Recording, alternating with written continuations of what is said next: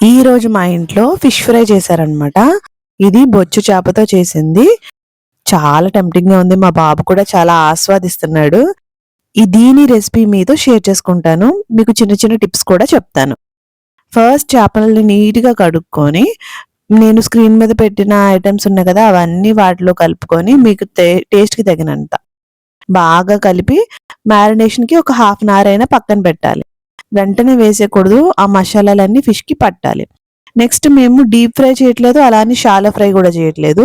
ఒక చేప ముక్క హాఫ్ మునిగే వరకు ఆయిల్ పోసుకొని నూనె బాగా కాగిన తర్వాత మాత్రమే చేప ముక్కల్ని వేసుకోవాలి. నూనె కాగకుండా మాత్రం వేసుకోకూడదనమాట. నూనె బాగా వేడయిన తర్వాతే అప్పుడు చేప ముక్కలు వేసుకోవాలి. వేసిన వెంటనే కూడా చేపని కదపకూడదు. ఒక 3, 4 మినిట్స్ వదిలేయాలి. అప్పుడు కింద లేయర్ మొత్తం బాగా వేగుతుంది. అప్పుడు మనకు అతుక్కోకుండా చేప మంచిగా తిరుగుతుందనమాట. సో, ఒక సైడ్ ఒక 5, 6 మినిట్స్‌కి మ్యాక్స్ ఉడికిపోతుంది. బాగా వేగిన తర్వాత ఇంకో వైపుకి టర్న్ ఔట్ చేసుకోవాలి.